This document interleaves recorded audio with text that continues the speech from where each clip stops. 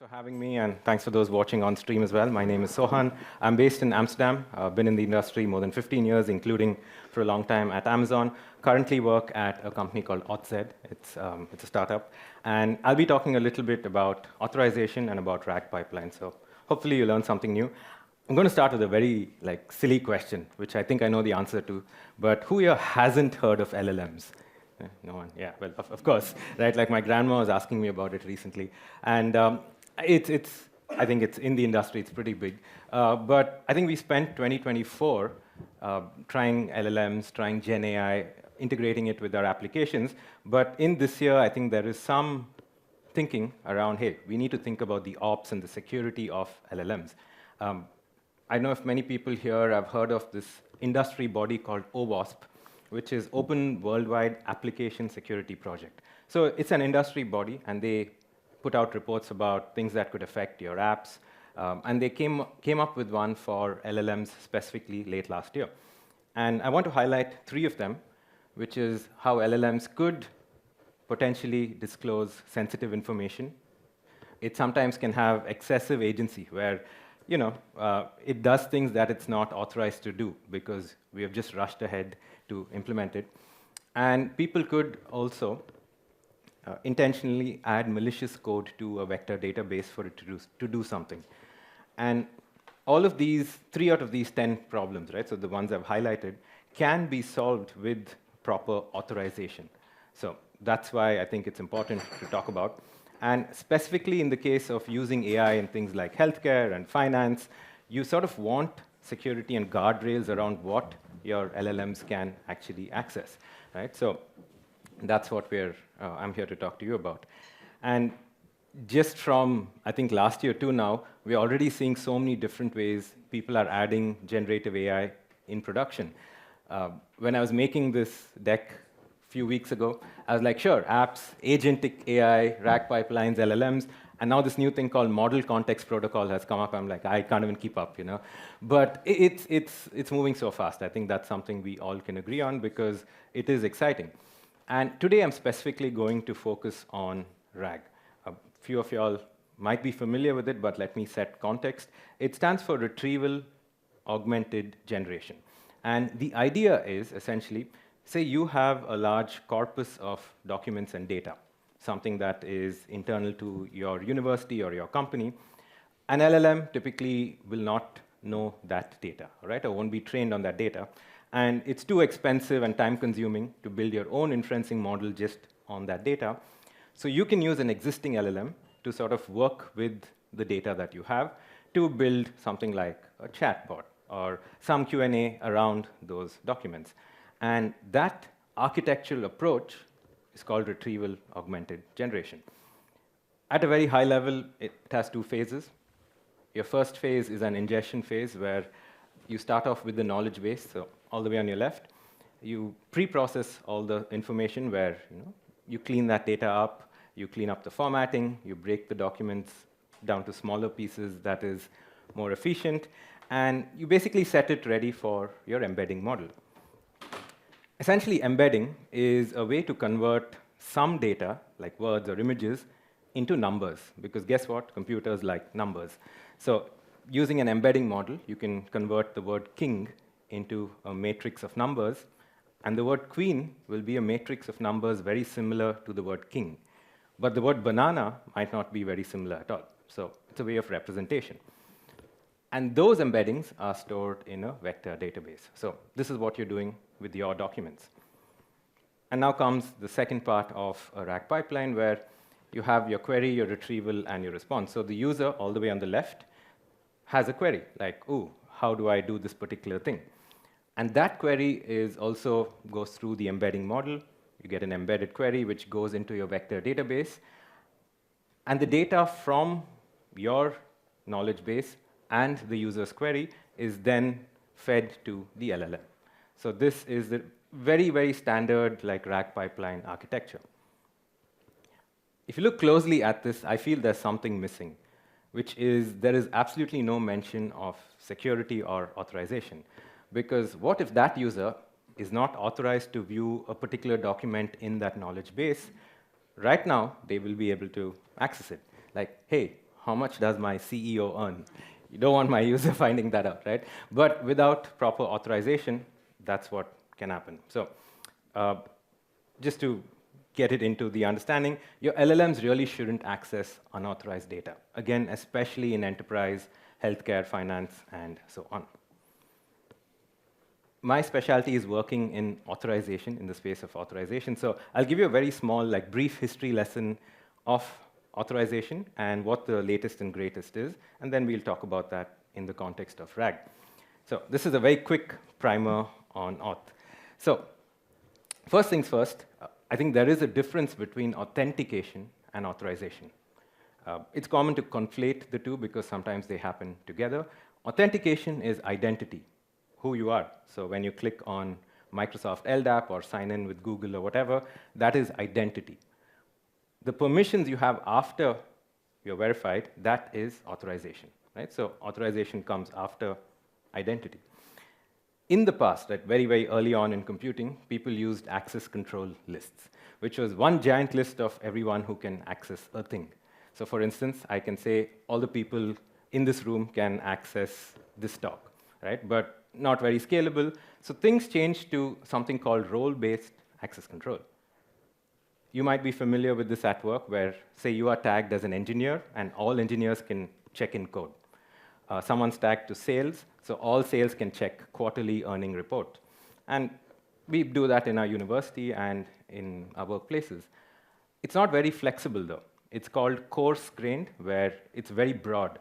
What if a salesperson wants to check in code? Well, you have to create a new role. It's super confusing. That changed a little bit to something called attribute-based access control, which is quite popular now, where everything is an attribute. So you can say name, time, designation, room, which building they're checking in from. All of those are attributes. And when you have to check for permissions, all these attributes are taken into the decision. And if everything's OK, you say yes. Right? Very popular even now. But at scale, it can be very complex and very resource intensive. Sometimes you're checking for 300 attributes, and that is computationally expensive. So things changed in specifically 2019 because Google released a white paper called Zanzibar. Now, for those of you all unfamiliar, Zanzibar is also confusingly the name of Google's internal authorization system. Has anyone sent an email on Gmail with a link to a Google Docs, and there's a pop-up that says, does this user have permission to read this document? Some of y'all, yeah? So that is possible because Google centralized their authorization into something called Zanzibar, and they detailed all of it in this white paper. Side note, I have few copies that I've printed out of the white paper, so when you're going, feel free, as long as talks last. But you can read this paper. It's actually a pretty great paper because it's written very conversationally. And they spoke about how, at the scale of Google, they centralized authorization across Maps, YouTube, Gmail, Sheets, etc. And they got to the scale of 10 million queries per second. And this was back in 2019. So now it's probably a lot more. And they did this using something called ReBAC, or relationship-based access control. And this is what all the cool kids are doing. So I think here's where you pay attention. Right? So they didn't do role-based or attribute-based. They did something called relationship-based access control, where everything is a relationship between one object and another. So to give you an example, say you have a user named Gru.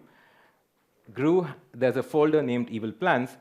Gru's relationship to that Evil Plans is Gru is a viewer of that folder. Right? There's a relationship. Maybe that folder has a document called Steal the Moon. There's a relationship between the folder and the document, in the sense that the document is in the folder. Right? So everything in how Google looks at things is represented as relationships. Specifically, you can have a user, like a user ID. You can have folders. You can have documents. And relationships can be anything. Right? You can be a member of a group, relationship, editor of a document, relationship, and so on. So what this paper basically said was, we'll represent everything as relationships. And those can be represented this way. So I want you to start with the hash sign and start what's on the right of the hash sign. This is Google's way of doing things speak to them if it's confusing. So basically, you say the owner is user number 3 of the document 123. Yeah? So this is called a relation tuple. And this gives Google a lot of flexibility, because you can also have one object relate to another object, or one object relate to another object's relations. I'm getting a little heavy. For instance, you can say the group security is a member of group engineering. Yeah? At work, you've seen suddenly there's a reorganization, things change. All permissions again change in your internal system, right? But with ReBAC, you can change these things around quickly because it's just a change in this relation tuple. Yeah? So all of this sounds confusing. What are we really doing here? All of this is essentially represented in the form of a directed acyclic graph. Right? So again, say you have a document on the left, and you can have a reader and an owner of the document. And you have two people who are readers, Fred and Sean. You have Jill, who is an owner of the document. You will notice a dotted arrow between reader and owner. Right? That's because all owners can also be readers. Again, similar to how you use Google Sheets. If you have edit access, that means you can also read the document. You can add complexity. So say you have an organization, and you have an organization named the org. You have an admin of that organization. Anyone who's an admin is an owner, and therefore anyone who's an owner is also a reader. So say you have to make a permission check. Say a page is loading, and you have to check if Jill can read some document. How you determine that is basically seeing if there is a path from some document to Jill. And in this case, there is. Right? There is a directed path from some document to reader, to owner, to Jill, and therefore, there is a relationship between Jill and some document, and therefore, they can read it. Yeah? It's a very different way of thinking of permissions, but at scale, this started to work for Google, because this is what they are implementing. Now, this happens to be very, very good for securing things like RAG pipelines, because with ReBAC and with a Zanzibar type system, you get very fine-grained access control. You can specify what exactly someone can access. You can specify when they can access it. And instead of trying to fit them into a role or fit them into attributes, you can simply just define relationships between users and the resources. And anytime something changes, which happens all the time, you can adjust these permissions to do it. So that's what we're going to do today. Now, 2019 was that white paper, and it made waves in the security and authorization space because everyone was like, whoa, this is pretty cool. Companies like Airbnb and Kata implemented versions of this internally, and they still use it. There are a bunch of open source products that actually made open source implementations for this, and one of them is SpiceDB, which I'm going to show the demo with. Essentially, it's an open source implementation of Zanzibar. Quite a few stars on GitHub, because that's the only metric that really matters, right? No? But also contributors from Adobe, Red Hat, Google, etc.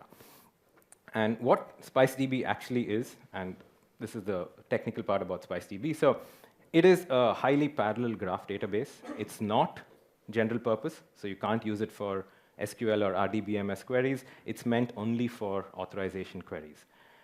And SpiceDB will typically store all these relationships in a different data store. So you'll have like Postgres or some database storing that. And as a developer, for us, we can write gRPC or HTTP APIs to do few things. The first one, this is the most important, is you read and write schema. Now, what schema essentially is a way to model your real-life use case into this permission system. So if you were modeling Google Docs, you would start with having a document, you would start with having a user, and then the relationship between the user and the document. If you're doing YouTube, you'd have a video, you'd have a user, you'd have channel admins, and the relationships between them. Right? So that's what a schema is. Once you have a schema, you can write and read and update and delete relationships between the things in your system. And of course, you can do permission checks as well, like does Jill have access to this document? You can actually also do reverse lookups, which is tell me all the documents Jill has access to, or give me all the readers of some document one, and it gives you a reverse lookup. And lastly, of course, because it is a dev-facing product, you have things like the dev tools and the testing around it. So let's talk about techniques now, right? So we have a RAG pipeline. We have an open source product called SpiceDB, which can help with securing this RAG pipeline. How do you actually do it?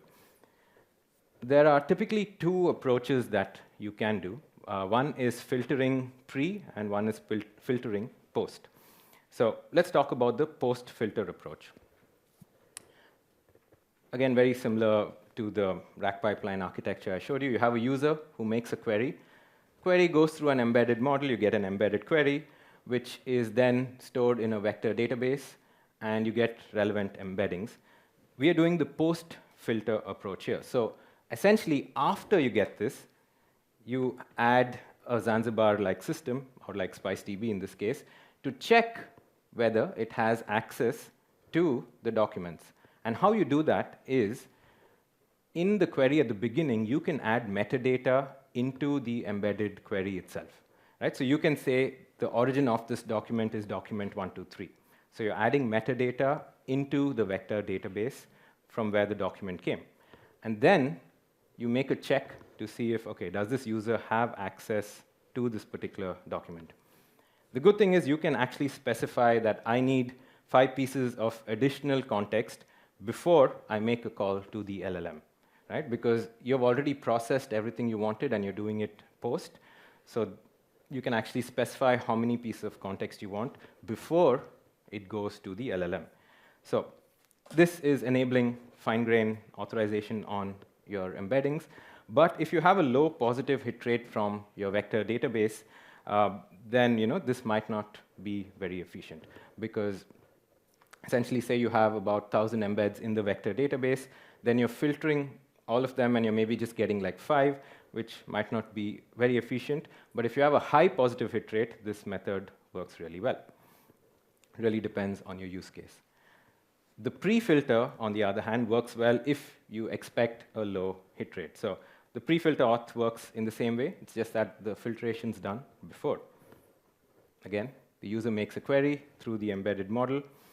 And now you do a lookup request to say, hey, give me all the documents that the user has authorization to access. Right? So you're doing that beforehand. And once you get a response, you feed that in to your vector database as an embedded query with the filter attached.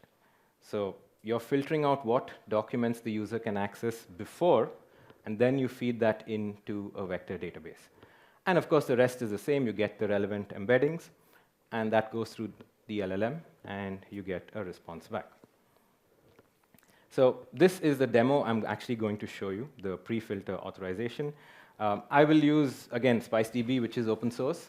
We will use Pinecone as our vector database and the OpenAI API as our LLM. Honestly, you can swap this out for pretty much any like LLM like Claude or DeepSeek or whatever. And we'll also use Langchain to construct the demo. A question I get asked quite a bit is, how do you choose a pre versus post filter approach? If you have a high positive hit rate, then you would do a post filter approach. If you don't have that high positive hit rate on that, then I would say go for the pre-filter approach.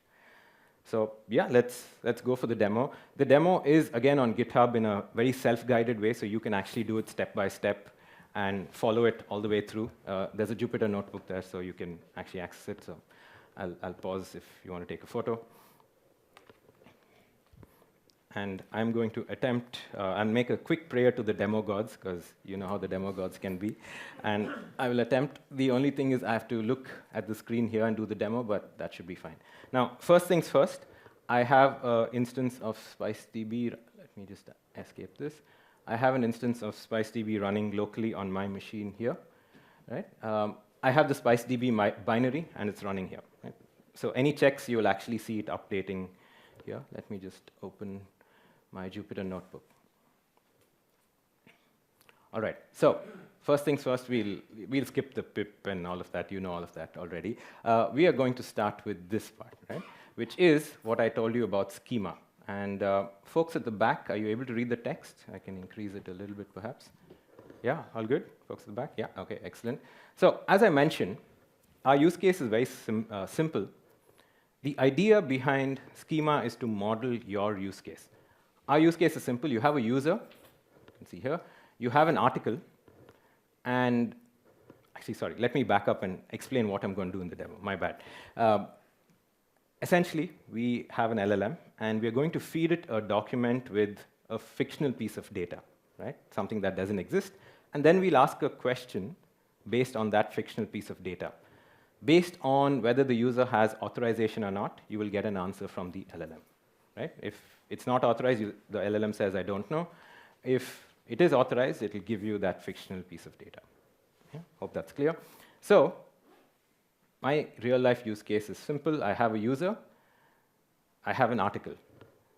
The user is a viewer of the article, and all viewers have permission to view the article. Very straightforward, nothing simple, I mean, nothing too complicated. Can this user view this article or not? Right, so I've run this code already. And now I have to start writing my relationship, where I create a user and I create an article. So this is using the SpiceDB SDK in Python, of course. And here's where I'm creating a relationship. Right? You can see a user named Tim is related to an article with the ID 123. Right? It's just boilerplate code to create a relationship. And we say, hey, Tim, you get one more article you're related to. User Tim has a relationship of viewer to this article 456. So essentially, Tim is authorized to view these two articles. That would be part of the RAG pipeline. In this code here, I'm just using code to create a Pinecone index.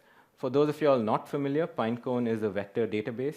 It's quite an easy-to-use tool, and I've already created it here. So you can see I can click on it, and you will see that in a bit. And I'm going to add some data into this document, right? And this is the data I'm adding into this document.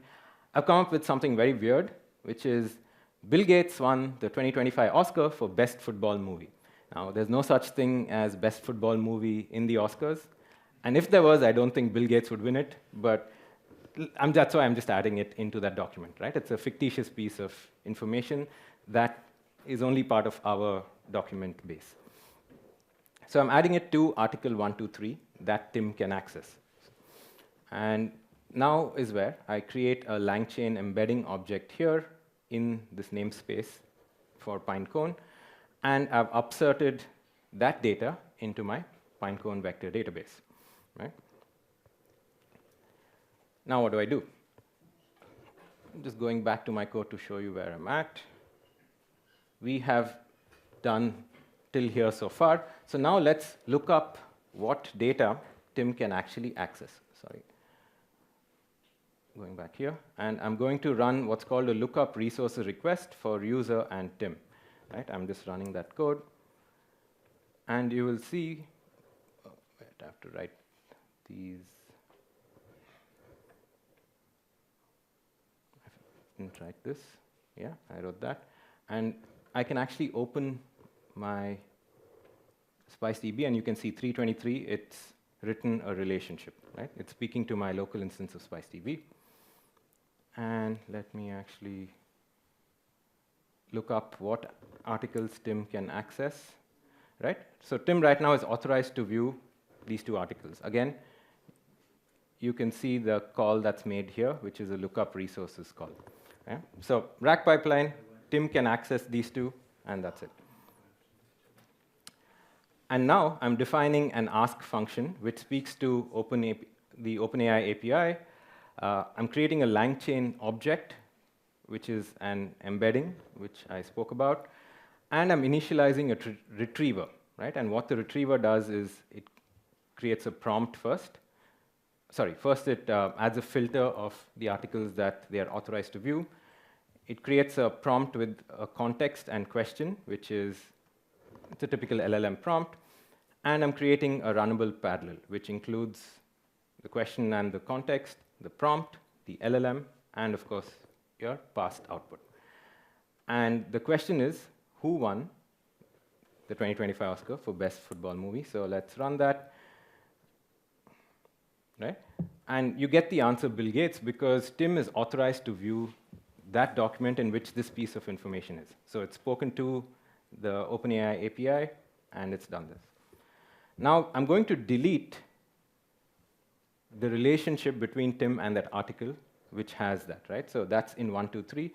So I'm going to delete that relation right here, and that's done. And let's ask SpiceDB again, what are the documents Tim can view? So Tim can view only 4, 5, 6, which is right now empty. Again, you will see at the bottom, these calls are happening right here. Right, let me just, in case this wasn't done. And now, if you run this, I run the ask again, who won the 2025 Oscar for Best Movie? You get like no response because there's nothing relevant from the LLM, because it doesn't make any sense to the LLM, right? Because they're not authorized to view that one document. So in a way, I've used this authorization so that Tim, who can't view that document, can't view anything related to that document, even though they're speaking to an LLM. So that was the demo. Again, it's all on GitHub, of course. I put the link up. And yeah, congrats, you secured your RAG pipeline. There are a couple of upsides to this, which is one, you get audit logging, of course, through the entire process. But you can also optimize your query response times because you're doing filtration either pre or post, only on the documents that they're allowed, right? If you don't have that, you're actually not filtering. So your query response times can be inefficient if it's a very large corpus of documents. And of course, at scale, you're building very efficient RAG pipelines. Yeah, for next steps, you can play around with it. If you want to play around with schema, you can try play.authset.com. There's a SpiceDB Python client library, and yeah, different resources you can learn from. And there's also the GitHub link that I shared earlier. We have, I think, 4 more minutes for questions. So if anyone has any questions, I'm happy to answer. Thank you.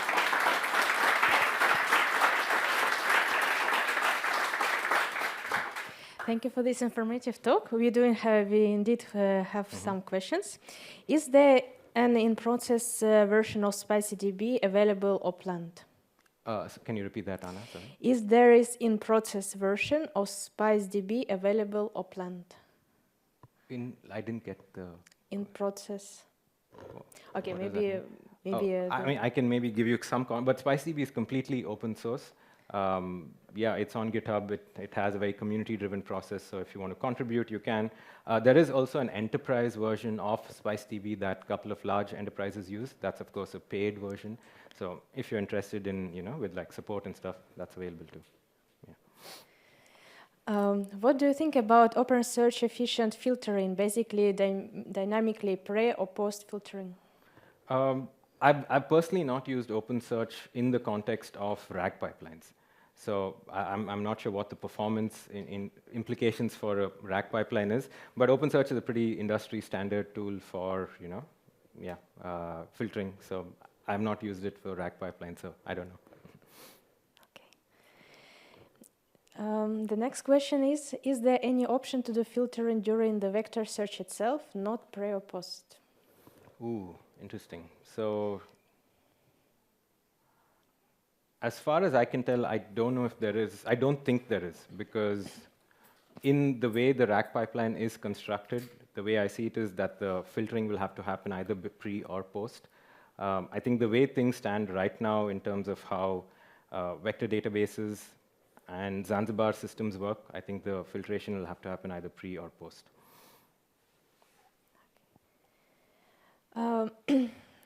Would you let LLM know that there is information which the user is not authorized to view in order to improve the answer quality? I guess it.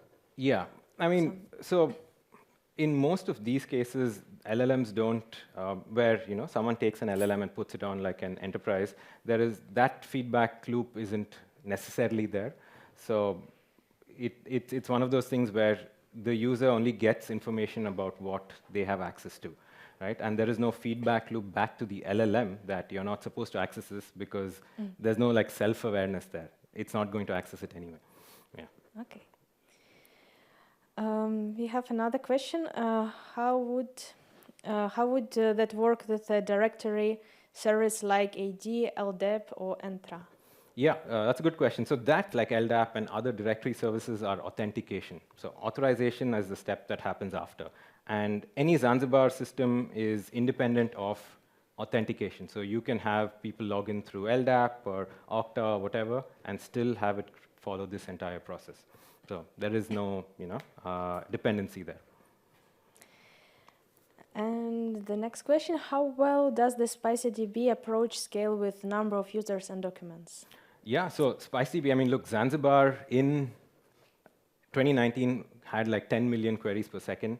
SpiceDB also is built for scale. Honestly, if you add SpiceDB, it is very operationally difficult to add it, into like a workflow because you have to write relationships and permissions. So it really starts making sense at scale. And that depends on things like how you're deploying it on cloud, what your data store is, and so on. But this model was essentially built for planet-level scale, like in Google. So there are a bunch of enterprises like Reddit and large companies who have planet scale that use SpiceDB in production.